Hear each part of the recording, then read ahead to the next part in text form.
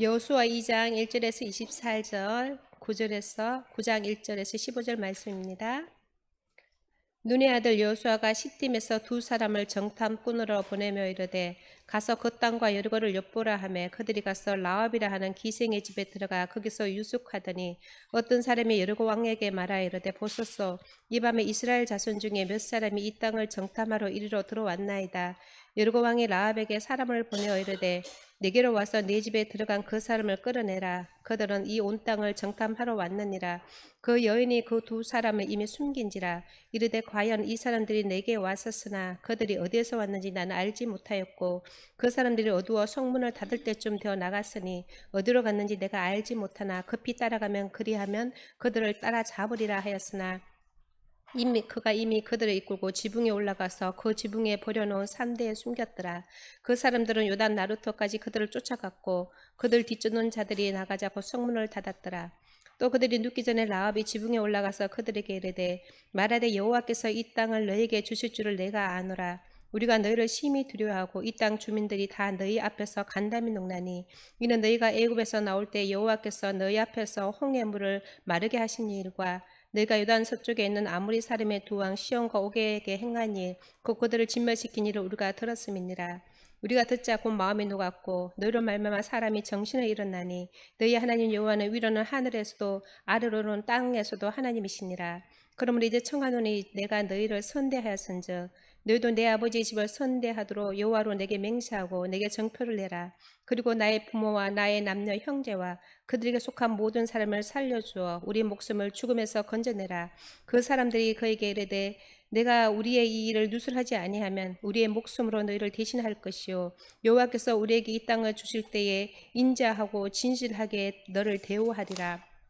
라합이 그들을 창문에서 줄을 달아내리니 그의 집이 성벽 위에 있으므로 그가 성벽 위에 거주하였음이라. 라합이 그들에게 이르되 두렵건대 내 뒤쫓는 사람들이 너희에 마주칠까 하노니 너희는 산으로 가서 거기서 사흘 동안 숨어 있다가 뒤쫓는 자들이 돌아간 후에 너희의 길을 갈지니라. 그 사람들이 그에게 이르되 네가 우리에게 서약하게 한 이 맹세에 대하여 우리가 허물이 없게 하리니 우리가 이 땅에 들어올 때에 우리를 달아내린 데는 창문에 이 붉은 줄을 메고 내 부모와 형제와 내 아버지의 가족들을 다 내 집에 모으라.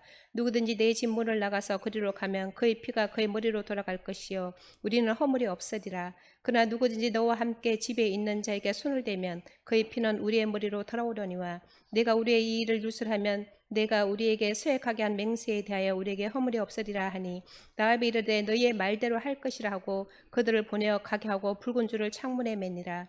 그들이 가서 산에 이르러 뒤쫓는 자들이 돌아가기까지 사흘을 거기 머물매 뒤쫓는 자들이 그들을 길에서 두루 찾다가 찾지 못하니라.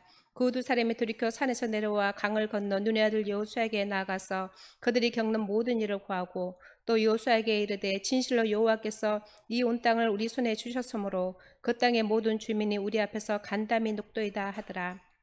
이 일 후에 요단 서쪽 산지와 평지와 레바논 앞 대연에 있는 헷 사람과 아모리 사람과 가나안 사람과 브리스 사람과 히위 사람과 예부스 사람의 모든 왕들이 이 일을 듣고 모여서 일심으로 여호수아와 이스라엘에서 맞서서 싸우려 하더니 기본 주민들이 여호수아가 여리고와 아이의 행한 일을 듣고 꾀를 내어 사신의 모양을 꾸미되 헤어진 전대와 헤어지고 찢어져서 키운 가족 포도부들을 나게 싣고 그 발에는 낡아서 기운 신을 싣고 낡은 옷을 입고 다 마르고 곰팡이가 난 떡을 준비하고 그리 길갈 진영으로 가서 여호수아에게 이르러 그와 이스라엘 사람에게 이르되 우리는 먼 나라에서 왔나이다. 이제 우리와 조약을 맺읍시다 하니 이스라엘 사람들이 히위 사람에게 이르되 너희가 우리 가운데서 거주하는 듯하니 우리가 어떻게 너희와 조약을 맺을 수 있으랴 하나 그들이 여호수아에게 이르되 우리는 당신의 종들이니다 하매 여호수아가 그들에게 묻되 너희는 누구며 어디서 왔느냐 하니 그들이 여호수아에게 대답하여되 종들은 당신의 하나님 여호와 이름으로 말미암아 심히 먼 나라에서 왔사오니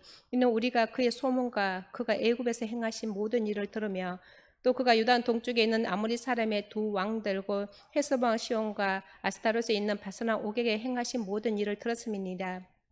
그러므로 우리 장로들과 우리나라의 모든 주민이 우리에게 말하여 이르되 너희는 여행할 양식을 손에 가지고 가서 그들을 만나서 그들에게 이르기를 우리는 당신들의 종들이니 이제 우리와 조약을 맺읍시라 하라 하였나이다.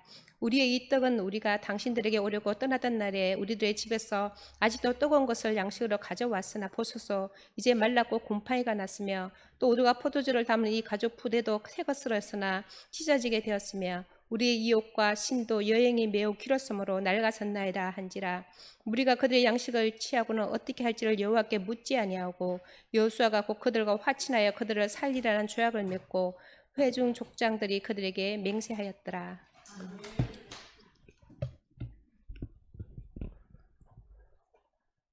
네, 오늘 본문의 말씀 그리고 신앙은 결국 반응이다, 이런 말씀의 제목으로 하나님 말씀 나누기 원합니다. 작년에 서울대학교에서 있었던 일입니다. 한 조교가 학생들에게 급히 공지를 남겼습니다. 금일 자정 이후로 과제물을 제출하면 매일 점수가 20점씩 감점되니까 서둘러 제출해 주십시오 라는 공지를 방에 올렸습니다. 과외 학생들이 이제 그 공지를 받겠죠. 며칠이 지난 후에 점수가 공개되는데 한 학생이 항의차 조교에게 문자 메시지로 물었습니다. 아니, 과제 제출 금요일까지 아니었습니까? 금요일 자정까지라고 말씀하셨잖아요. 조교가 대답했습니다. 금일은 금요일의 줄임말이 아니라 오늘까지라는 뜻입니다. 원래 금이라는 뜻은 지금 스쳐가는 이 시간, 이런 뜻을 담고 있습니다. 이 일을 이 학생이 소개하고 이게 SNS에 자기가 이런 일을 겪었다라고 소개를 했어요. 그래서 맞느니 틀리니 많은 논란이 좀 있었습니다. 학생은 뭐라고 얘기했냐면 평가자가 오해의 소지가 있는 단어를 쓰면 안 됩니다. 정확하게 얘기를 하셔야죠. 예?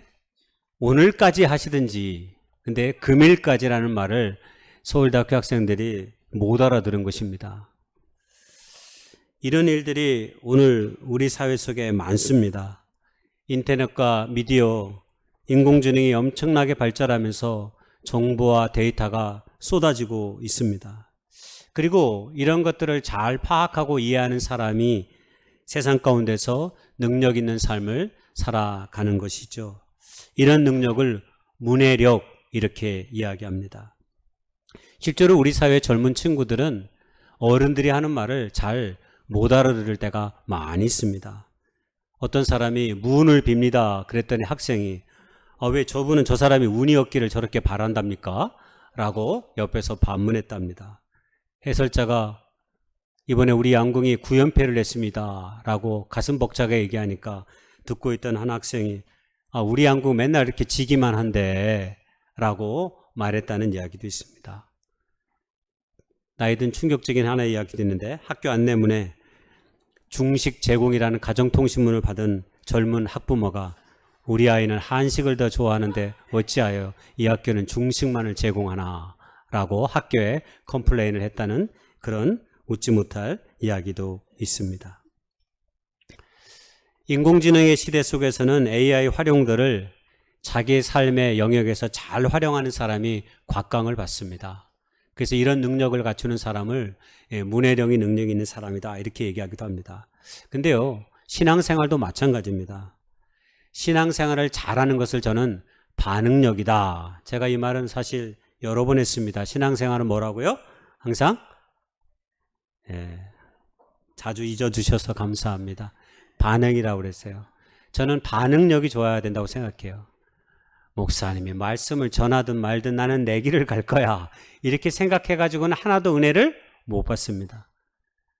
하나님의 말씀을 읽어도 이거는 그냥 내 옆에 있는 집사님이 들어야 할 말씀이지 나에게 주어진 말씀은 아니야 라고 생각하면 평생 동안 은혜와 거리가 먼 삶을 살아갈 수 있습니다. 그러나 매 순간순간마다 우리가 하나님 앞에 기도할 때, 그리고 매 순간순간 주일에 예배하고 말씀을 들을 때 하나님께서 오늘도 나에게 무슨 말씀을 당신의 종을 통해서 건네시는가 라고 질문하고 물으면서 우리가 하나님의 말씀을 듣는다면, 그리고 우리를 대표해서 기도하는 장로님들이 우리의 교회를 위해서 공동체에서 기도할 때 그 기도가 나의 것으로 받아들여질 때 여러분 우리의 신앙과 우리의 믿음은 자라갈 수 있기 때문입니다. 저는 이것을 반응력이다 이렇게 말씀드리고 있는 겁니다. 여러분 반응이 있다는 말이 뭘까요? 생명이 있다는 말입니다. 제일 기분 나쁜 게 탁 어깨를 쳤는데 아무 반응이 없는 거예요. 아니 뭐 돌아보든지 왜 그래 라든지 물어야 될 거 아닙니까? 그런데 우리가 이런 일 자주 가정 안에서 겪습니다. 아내가 삐져 있으면 남편이 아무리 말을 해도 대답이 안 들어옵니다. 심지어는 조금 더 대답을 촉구하기 위해서 살짝 건드렸는데 인상 쓰고 나가버립니다. 이게 뭐예요? 다 마음의 속마음이 행위를 통해서 드러내는 것입니다. 이것도 반응은 반응이죠. 그래서 우리가 반응이 있다는 것은 내가 활동력 있는 생명 있는 신앙의 삶을 살아간다라고 하는 증거로 저는 늘 생각합니다. 우리가 하나님 안에서 우리의 삶을 맡기기로 작정한 사람들이 그리스도인들이 아닙니까? 그렇다면 우리가 가장 먼저 반응해야 될 것은 언제나 하나님이 우리의 삶 가운데 주시는 말씀, 그리고 기도 가운데 들려지는 성령 가운데 주시는 감동과 그 은혜에 따라서 우리가 우리의 삶을 일구어 나갈 때 여러분 우리의 신앙은 농부가 밭을 일구듯이 아름다운 열매와 결과들을 맺어갈 수 있는 것입니다. 그런데 이 반응이 속도로 측정돼서는 곤란합니다. 여러분 빠름보다 언제나 더 중요한 것이 있는데 그것은 바른 것입니다. 바른 반응이 중요합니다. 빠른 반응이 필요한 것들도 있어요. 예를 들어서 육상선수와 수영선수들은 빠른 반응이 필요합니다. 총소리에 맞춰서 빠르게 내가 원하는 목적지를 도달해야 순위에 도달할 수 있기 때문에 그런 것은 빠른 반응이 필요하죠. 그러나 모든 빠름이 항상 좋은 것은 아닙니다. 학자들에 의하면 빠름을 추구하는 사람일수록 스트레스를 많이 받는다는 연구 결과가 있습니다. 즉 내외 스트레스가 신체에 영향을 주어서 신체에 스트레스를 준다고 합니다. 그러니까 늘 빠른 것이 꼭 좋은 것은 아닙니다. 그래서 언제나 우리의 반응은 바르게 반응되어져야 되는 것이 중요합니다. 그래서 생명 있는 신앙의 반응은 언제나 바르게 하나님 안에서 선택하고 나아가는 사람들을 말할 수 있습니다. 여러분 내려놓음이라고 하는 저자 이용규 선교사님 얘기를 우리가 한때 많이 들었습니다. 왜냐하면 그분의 삶이 너무나 드라마틱한 삶의 결정과 반응으로 이루어졌기 때문입니다. 이분이 저랑 고등학교 동기인데 서울대학교에서 동양사학을 공부했습니다. 그리고 나서 하버드대학교 유학을 가서 중동 지역학 및 역사학 이런 이스라엘에 대한 연구로 박사학위를 받았어요. 원래 이 이용규 선교사의 꿈은 교수가 되는 것이었다고 합니다. 그래서 하버드 대학까지 가서 박사 공부를 다 마쳤습니다. 교수가 되려고 공부를 다 했는데 어느 날 코스타에 갔다가 유학생들이 모여서 집회를 하는 코스타에 갔다가 이제 박사학위를 마치고 자기는 교수가 되려는 꿈을 꾸고 있었는데 갑자기 하나님의 부르심을 이 선교사가 이분이 받습니다. 그래서 교수의 직을 포기하고 선교사로 내가 평생 동안 헌신해야 되겠다라고 결정해서 선교사로 자신의 삶의 진로를 바꿨습니다. 여러분 세상적으로 생각하면 이해할 수가 없습니다. 세상에서 가장 좋은 대학을 나오고 거기에서 학위를 받고 이제 조금만 지나면 승승장구하는, 세상적으로 말하면 그런 아름다운 삶의 성취를 꿈꿀 수 있는 그런 환경이 다 마련됐습니다. 그런데 하나님께서 그의 삶 가운데 함께 하심을 통해서 그의 인생의 방향을 틀어서 모진 고생하며 살기로 작정한 거죠. 선교사가 다 그런 것 아닙니까? 교수로 누릴 수 있는 온갖 풍요함과 온갖 모든 선하고 좋은 것들을 그가 선교사가 되는 순간 사실 다 하나도 자기 것이 될 수 없는 것임을 이용규 선교사가 몰랐을까요? 그럼에도 불구하고 하나님 안에서 그는 정직하고 바른 반응으로 그 길을 선택하여 지금까지 오고 있습니다. 여러분 꼭 이용규 선교사뿐만 아니라 우리의 삶이 사실 다 그렇습니다. 우리가 다 선교사가 될 수 있는 건 아니지만 우리 모두도 다 믿음으로 하나님의 뜻 가운데 반응하여 예수 그리스도의 그 십자가의 은혜를 어느 순간 믿어지게 되고 그 믿음의 고백을 우리의 삶 가운데 행한 이후로 우리도 때로 힘에 지나도록 하나님의 영광과 그 뜻을 위해 나아가고 있는 삶이 여러분 우리의 삶이 아닙니까? 여러분 우리가 시간이 없어서 이 자리에 앉아 있습니까? 할 일이 없어서 우리가 이 자리에 앉아서 기도하고 찬양하고 우리가 힘에 겨워 봉사하고 헌신하는 것입니까? 아니지 않습니까? 주님께서 우리의 삶을 만져주신 그 은혜에 감사하여 내가 할 수 있는 일들을 내가 해야 되겠다라고 생각하는 마음으로 우리가 이 자리에 앉아서 하나님의 교회를 온전히 섬기려고 몸부림치며 나아가고 있는 것입니다. 이렇게 예수가 우리 안에 들어오면 우리는 어떤 형태로든 내게 주어진 삶 안에서 정직하게 바르게 반응하게 되어 있는 것입니다. 그것이 크든지 작든지 말입니다. 오늘 우리가 읽었던 여호수아의 말씀은 하나님에 대한 우리의 신앙의 반응을 잘 보여주는 두 이야기로 소개되고 있습니다. 하나는 나합이라고 하는 사람의 긍정적 반응이 소개되고 있고 다른 하나는 가나안 족속 가운데 한 족속인 기브온 족속들의 수동적 반응을 통해서 하나님께 영광을 돌려드리는 이 모습들을 오늘 좀 말씀을 통해 생각해 보려고 합니다. 여호수아 2장의 말씀은 이스라엘 백성들이 광야 40년을 끝내고 모세가 죽은 후에 여호수아를 통해 가나안 정복의 시발점이 되는 그 여리고성을 맞닥뜨렸을 때의 상황을 그대로 보여주는 이야기로 담겨 있습니다. 이제 여리고성을 점령하기에 앞서 당연히 여호수아가 정탐꾼을 파견합니다. 2명의 정탐꾼을 여리고에 보냅니다. 전쟁에서 승리하려면 정탐꾼의 역할이 중요합니다. 상대방이 어떤 방비를 하고 있는지를 면밀하게 살펴보아야 우리가 어떤 방식으로 이 전쟁을 수해 나갈지를 알 수 있기 때문입니다. 그런데 어떻습니까? 시작부터 두 정탐꾼은 난관에 부딪혔습니다. 왜냐하면 그가 기생 나합의 집에 숨어들었다는 것이 이미 여리고 왕에게 첩자를 통해서 보고가 되었습니다. 그래서 여리고 왕이 기생 나합의 집에 병사들을 보냅니다. 기생 나합의 집에 있는 두 정탐꾼들을 다 체포해서 데려오라라고 말입니다. 여기까지 보면 이제 모든 것이 끝난 것처럼 보입니다. 그런데 기생 나합이 참 지혜로운 여인이었습니다. 정탐꾼을 잡으러 온 병사들을 따돌립니다. 어떻게 해요? 정탐꾼을 이미 라합이 3대2에 지붕 3대2에 숨겨놓았고 잡으러 온 군사들에게 누구인지 모르겠으나 어떤 사람들이 우리 집에 온 것은 사실입니다.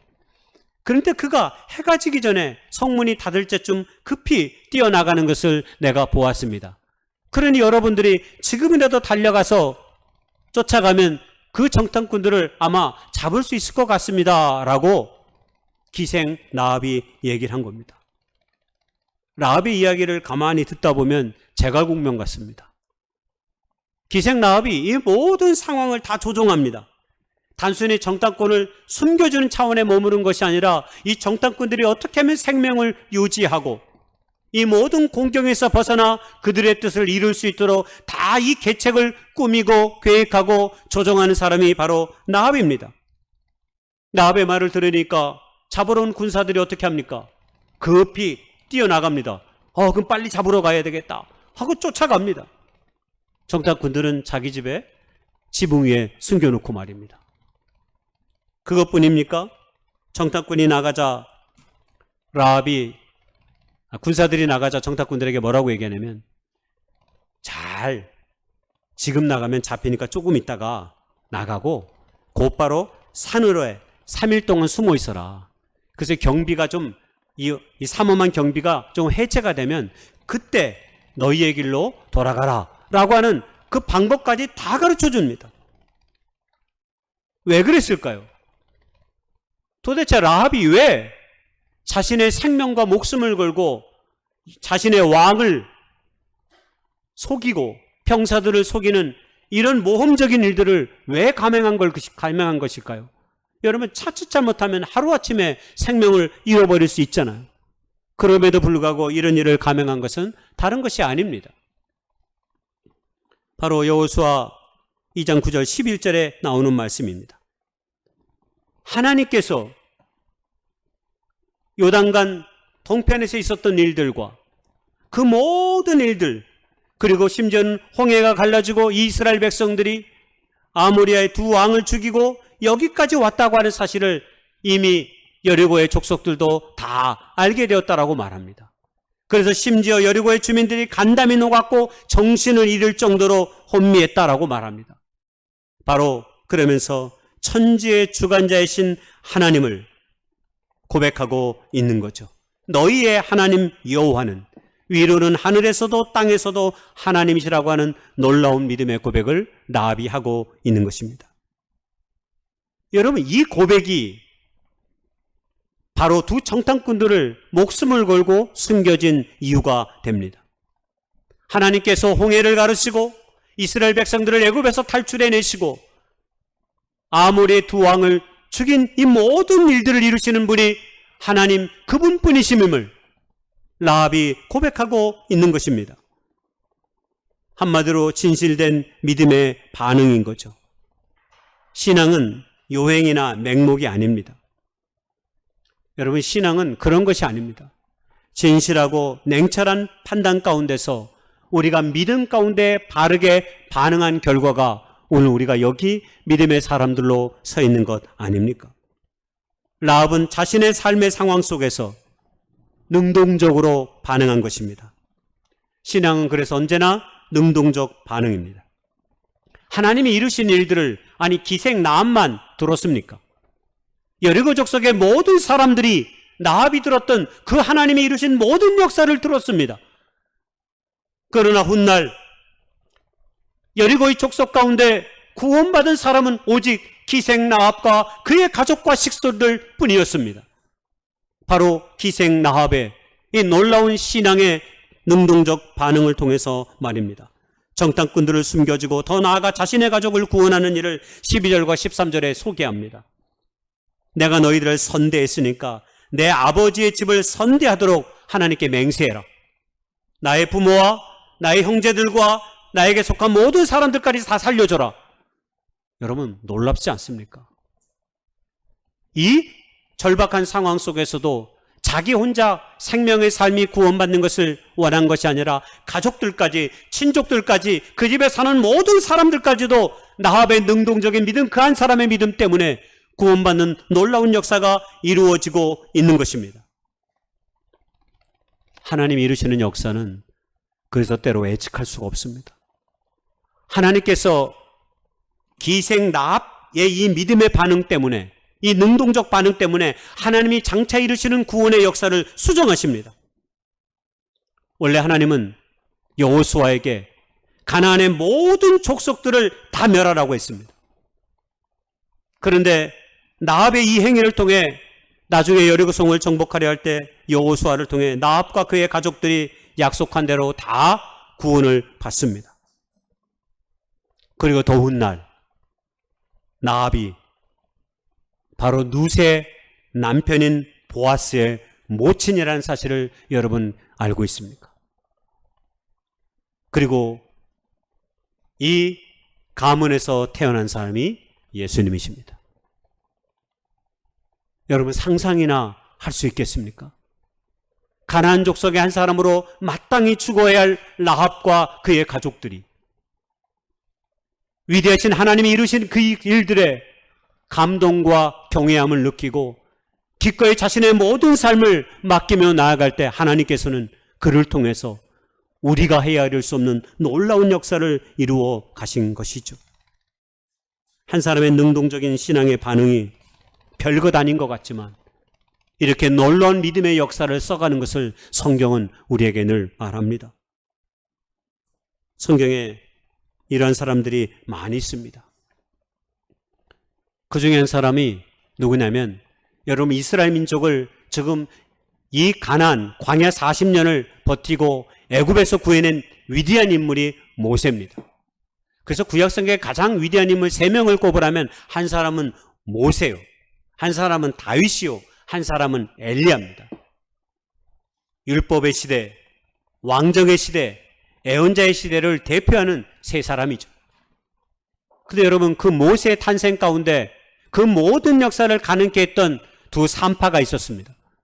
여러분, 그 산파의 능동적 믿음을 우리가 잃어버리면 안 됩니다. 그 사람들 이름은 시브라와 부하입니다. 출애굽기 1장 2장에 보면 갈수록 인구가 많아지는 이스라엘 백성들이 두려워집니다. 심지어는 자기 민족들보다 더 많아져 갑니다. 그러니 이대로 두다간 우리가 저들의 반란에 자칫 나라가 멸망할 수도 있겠다는 생각이 들으니까 이스라엘의 모든 남자아이를 다 죽여버리라는 명령을 내립니다. 그런데 시프라와 부하가 그렇게 죽어 마땅한 히브리 남자 모세 아이 살려내는 그 이스라엘의 남자들을 다 살려내죠. 아마 그 가운데 모세도 아마 있었을 것입니다. 그때 시프라와 부하가 자신의 목숨을 걸고 제국의 왕, 이집트의 왕의 말을 듣지 않죠. 그때 성경은 뭐라고 얘기하냐면 두 산파가 하나님을 경외하였더라, 이렇게 소개되고 있습니다. 하나님을 온 삶으로 경외하는 사람들은 자신에게 주어진 자리와 상황 속에서 최선을 다해 하나님의 영광을 구하며 나아가게 된다라고 하는 겁니다. 우리가 한 생명을 구원하는 일이 참 어렵습니다. 우리가 해마다 한가족 전도 축제를 하고 한 사람을 예수 안에서 구원받게 하려고 우리가 몸부림치지만 잘 안 됩니다. 특별히 가족 모두가 믿음 생활을 잘하면 좋겠지만 또 그렇지 못한 가정들도 많이 있습니다. 그럼 어떻게 해야 할까요? 나합처럼 늘 긍정의 믿음으로, 반응으로 살아가는 것입니다. 하나님을 경외하는 일에 최선을 다하는 당신의 모습이 아마 믿지 않는 가족들에게, 친족들에게, 친구들에게 영향을 미칠 수 있습니다. 왜냐하면 그들은 교회를 오기 전에, 하나님의 복음의 말씀을 듣기 전에 당신의 삶을 통해 기독교인들을 판단하고 예수를 판단하기 때문입니다. 그러므로 우리의 신앙의 믿음에 최선을 다하는 우리의 신앙의 경주가 또 다른 사람들에게 거울처럼 비춰질 수 있는 거죠. 근데 만약 반대로 우리가 예수를 믿는 건지 교회를 다니는 건지 안 다니는 건지 만약 그런 마음으로 신앙생활 한다면 여러분, 우리의 가족들은 절대 미동하지 않을 것입니다. 큰 파고는 언제나 작은 긍정의 흔들림에서 시작됩니다. 모든 역사는 커 보이는 것 같지만 그 일들이 이루어지기까지 수많은 작은 사람들의 몸부림과 그 움직임이 하나님의 손에 붙들려 놀라운 역사를 이루어가게 된 것입니다. 여호수아 9장에는 기브온 족속들의 반응에 대해 소개하고 있습니다. 9장은 이스라엘 민족의 여리고 성도 물리치고 아이 성도 물리쳤습니다. 그러니까 기브온의 주민들, 가나안의 족속들은 불안과 두려움에 떨었습니다. 왜냐하면 그 다음엔 우리 편이겠구나. 실제로 이스라엘의 지도에 보면 기브온이 여리고성, 아이성 바로 그 옆에 기브온이 있습니다. 한 40km 떨어져 있습니다. 당연히 기브온의 족속들은 무엇보다도 그 다음은 우리가 이렇게 다 죽는 거 아니야? 그런 마음이 들자 이 기브온의 족속의 지도자들은 꾀를 냈습니다. 저들과 어떻게든 화친의 조약을 맺자. 그런데 듣자 하니까 저들이 가나안의 족속들은 다 씨도 남기지 않고 다 죽여버리는데 우리가 가나안 족속인 게 들통나면 우리도 죽음을 면치 못할 터인데, 그러니 우리는 가나안 족속의 사람이 아니라 먼 데서 온 사람들이라고 이야기하자 라고 꾀를 냅니다. 그래서 곰팡이 난 떡을 준비하고 낡은 옷과 기운 신을 신고 헤어진 전대를 메고 이스라엘을 찾아갑니다. 이스라엘 진영을 찾아가 우리가 먼 나라에서 왔으니 화친을 맺었으면 좋겠습니다 라고 말했습니다. 여호수아는 아마 두 가지 마음이 들었을 거예요. 외롭게 지금 이 전쟁을 치르고 있으니까 누군가가 나의 편이 되어준다는데 얼마나 감사해요. 그러면서도 또 다른 한편에는 의심의 눈초리도 있었을 것입니까? 왜? 아니 갑자기 찾아온 사람이 누구인지도 알지 못하는데 화친의 조약을 어떻게 맺어요? 그러니까 묻습니다. 당신들이 누구며 어디서 왔습니까? 그랬더니 그들의 대답은 어디서 왔는지를 대답하는 것이 아니라 우리가 왜 여기에 왔는지를 이야기합니다. 그 내용이 뭡니까? 하나님께서 하나님의 이름으로 당신들이 여기까지 애굽에서부터 여기까지 행했던 그 모든 일들을 우리가 다 들었다. 심지어는 헤스보랑 시온과 바사난 옥에게 행한 일들까지 다 들었다. 그러면서 교묘하게 여리고와 아이성을 물리친 얘기는 딱 빼놓습니다. 굉장히 의도가 있는 거죠. 계획을 잘 짠 겁니다. 나압이 들었던 하나님이 이루신 일들에 대한 고백을 지금 이들도 그대로 합니다. 비슷하게 합니다. 그러면서 우리가 당신의 종들로 살겠으니 우리와 화친을 맺었으면 좋겠습니다 합니다. 근데 이들에게는 라합과 같은 신앙의 고백은 없습니다. 그저 자신들의 족속이 죽음을 당할까 봐 두려워 화친을 맺으러 온 것입니다. 여호수아는 성경에 보니까 하나님께 묻지도 아니하고 덜커덕 화친 계약을 맺습니다. 근데 결국 3일 만에 들통이 다 납니다. 이들이 가나안 족속의 일원이고 자신들을 속여 화친을 맺었다는 사실을 다 알게 되는 거죠. 그런데 하나님의 이름으로 맹세한 것을 사람이 어찌 바꿀 수 있겠습니까? 결국 이스라엘 백성들은 지혜를 발휘해서 하나님의 전에 당신들이 평생토록 성막에서 봉사할 수 있는 봉사자로 이들을 받아들이고 우호 관계를 지속하는 거죠. 그래서 모든 가나안의 족속들 가운데 이 기브온 족속들은 살아남고 나중에 먼 훗날 예루살렘 성벽이 무너졌을 때 그 재건하는 일에도 이 기브온 족속들이 참여합니다. 한마디로 더불어 함께 살아가는 거죠. 어쩌면 이들의 반응은 수동적 반응입니다. 그리고 그 수동적 반응의 실체는 뭐냐면 두려움이었습니다. 자신들이 죽을까 봐 걱정되고 염려되니까 어떻게든 이스라엘과 화친을 맺어서 자신들의 생명을 유지하고자 했던 것입니다. 여러분, 이것이 어찌 가볍게 생각될 수 있는 일입니까? 여러분, 손자병법에 36개가 있습니다. 36가지의 계책이 있다는 말입니다. 그 36가지의 계책 가운데 36번째가 주의사항입니다. 주의사항. 그 뜻이 뭐냐면 도망가는 것도 전략이며 절대적으로 불리한 상황이면 무조건 도망쳐야 된다. 절대적으로 불리한 상황이면 무조건 도망쳐야 된다. 맞아요? 틀려요? 맞습니다. 제가 덩치가 산만한 사람이랑 딱 1대1로 싸운다고 생각해 보세요. 싸워야 될까요? 불이 나게 주랭랑을 쳐야 될까요? 아마 싸웠다가는 저는 한 방에 거꾸러져서 피 흘리며 쓰러질 거예요. 제가 특별한 특공 무술을 익히지 않는 이상. 기브온 족속은 어떻게 보면 비겁하고 치사합니다. 가나안 족속들의 입장에서 보면 배신자들입니다. 기브온 족속의 사람들은 그런 이야기를 다 들을 것이라 다 생각했을 것입니다. 치사하고 비겁하고 때로 두려움 가운데서 행한 이 모든 것이지만 여러분, 이 반응을 나쁘다고 말할 수 있습니까? 어떻게든 내 생명을 그리고 내 족속을 지키겠다고 하는 기브온 족속의 지도자들의 이런 선택이 과연 다 나쁘다고 말할 수 있습니까?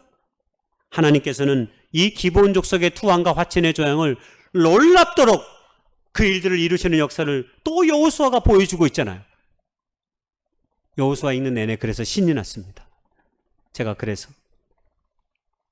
왜냐하면 하나님께서는 우리는 하나를 하는데 때로 어쩔 수 없이 하나를 하는데 그 하나님께서는 이 하나를 둘로 셋으로 넷으로 만들어 버리시더라고요. 기브온 족속들이 투항했다는 소식이 가나안 족속에 퍼지니까 가나안 족속의 남부 연합군들이 힘을 합쳐가지고 이 기브온을 치려고 작정한 겁니다.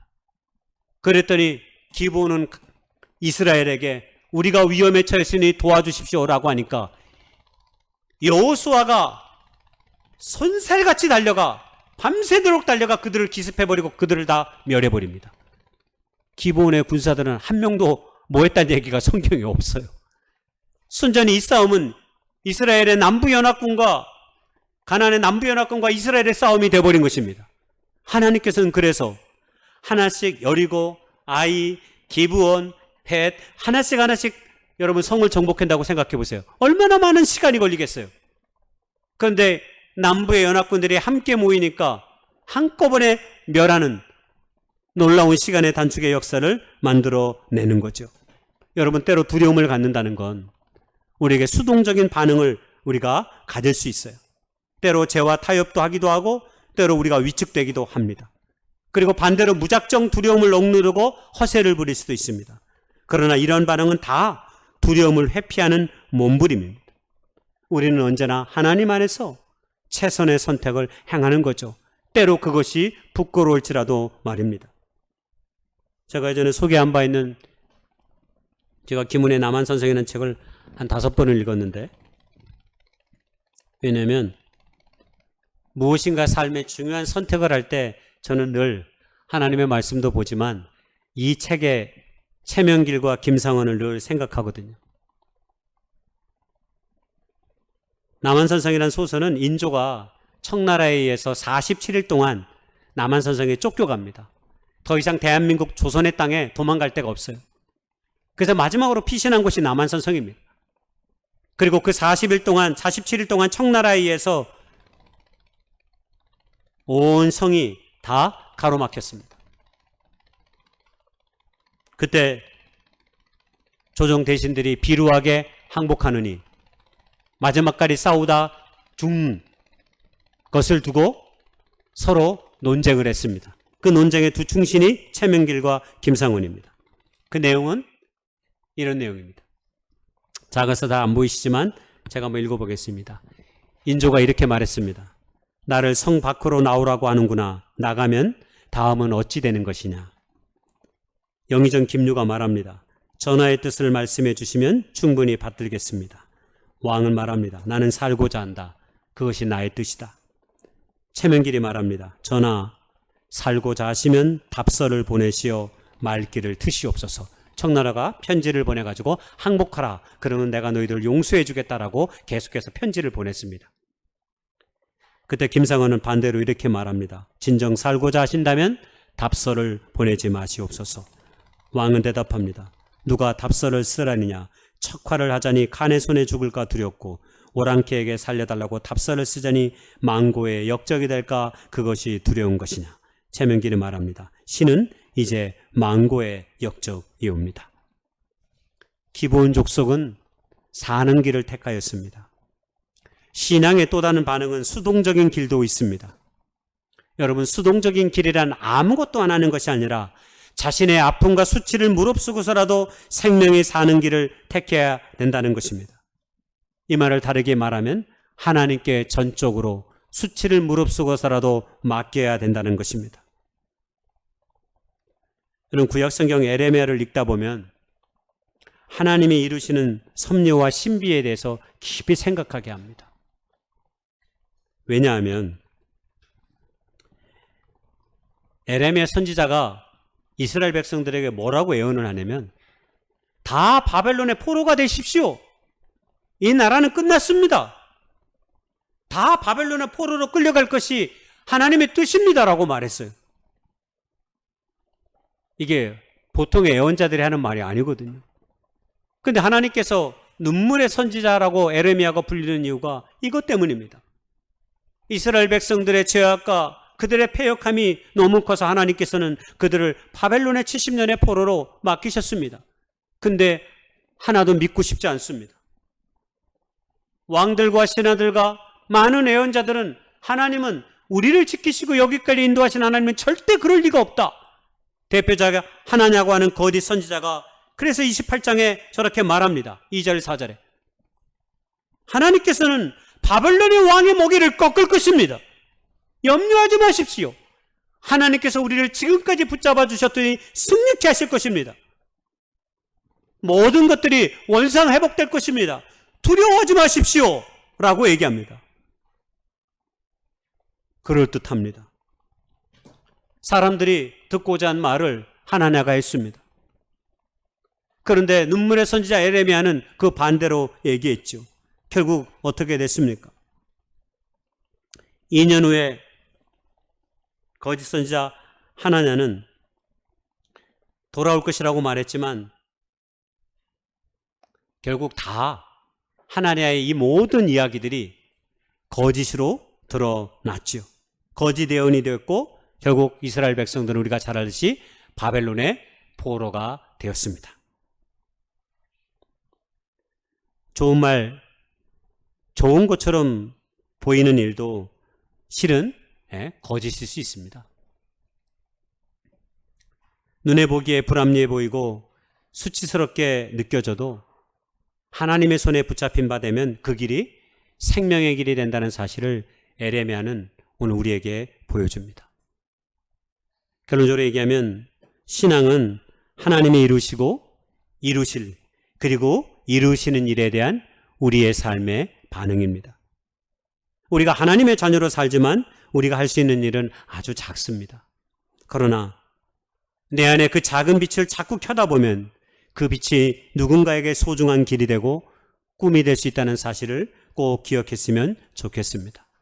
날마다 우리의 신앙의 빛이 어두워지지 않기 위해 반응 있는 믿음의 삶을 저 여러분이 우리 삶 가운데 그리고 우리의 교회 가운데 가질 수 있기를 주님의 이름으로 축복하고 소망합니다.